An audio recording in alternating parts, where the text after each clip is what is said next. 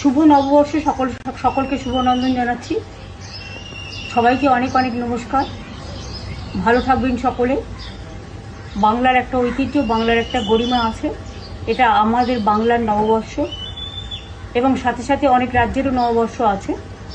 আমি সকলকে বলবো, বাংলা সংস্কৃতি সম্প্রীতির পীঠস্থান এবং সমস্ত সামাজিক সংস্কারের, জাতীয়তাবাদের আন্দোলনের, স্বাধীনতা সংগ্রামের পীঠস্থান, বাংলা সংস্কৃতির পীঠস্থান, বাংলা সর্বধর্ম সমন্বয়ের পীঠস্থান, সংহতির পীঠস্থান। সব ধর্ম, বর্ণ, জাতি বিশেষে সব মানুষ ভালো থাকুন, সুন্দর থাকুন। আর তৃণমূল কংগ্রেস সরকার আপনারা দেখেছেন, কেন্দ্রীয় বঞ্চনা সত্ত্বেও আমরা প্রায় 105টা সোশ্যাল স্কিম করেছি, জন্ম থেকে মৃত্যু অবধি সব মানুষের জন্য। আগামী দিনও সব মানুষ যাতে ভালো থাকে সেটা দেখাই আমাদের আসল উদ্দেশ্য। দিল্লির জমিদাররা অনেক অত্যাচার করছে, ভোট কাটছে, অনধিকার প্রয়োগ করছে এবং বিজেপি ভ্যানিশ ওয়াশিং মেশিন সব এজেন্সি দিয়ে বাংলার উপর জুলুম অত্যাচার করছে। এই অত্যাচারের বদলা নিন।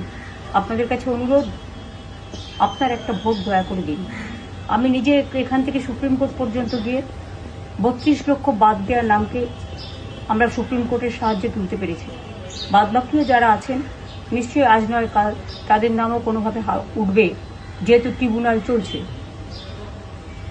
যাদের ভোট বাদ গেছে, যারা আত্মহত্যা করেছে স্যারের জন্য, তাদের জন্য আমার মন কাঁদছে। আমি জানি একটা পরিবারে 4 জন ভোট দেবে, একজন ভোট দিতে পারবে না, সেটা কেউই মেনে নিতে পারে না। তাই আসুন, আমরা দাঙ্গা নয়, রক্ত নয়, সন্ত্রাস নয়, অত্যাচার নয়, ওরা অনেক চমকাচ্ছে দিল্লি থেকে, কোনো চমকানি নয়। আসুন আমরা নতুন ভোট নিয়ে আসি, শান্তি সম্প্রীতির বার্তা দিয়ে, সংস্কৃতির বার্তা দিয়ে, সকলকে ভালোবেসে।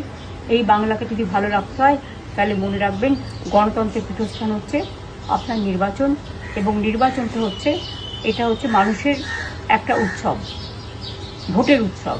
সেই দিন আপনার ভোটটি দয়া করে এবার আর অন্য কোনো প্রার্থীকে দেবেন না। জোড়া ফুল চিহ্নে যে যেখানেই প্রার্থী হোক না কারণ, মনে রাখবেন 294টা কেন্দ্রে যদি আমার নেতৃত্বে সরকার চান, তাহলে আমার প্রত্যেকটা প্রার্থীকে আপনারা দয়া করে কোনো উৎসব উপচারে কান না দিয়ে জোড়া ফুল চিহ্নে ভোট দেবেন। সকাল সকাল ভোট দেবেন, নিজের ভোট নিজে দেবেন, আর ভোটের অধিকার রক্ষা করবেন। জয় হিন্দ, বন্দে মাতরম, জয় বাংলা।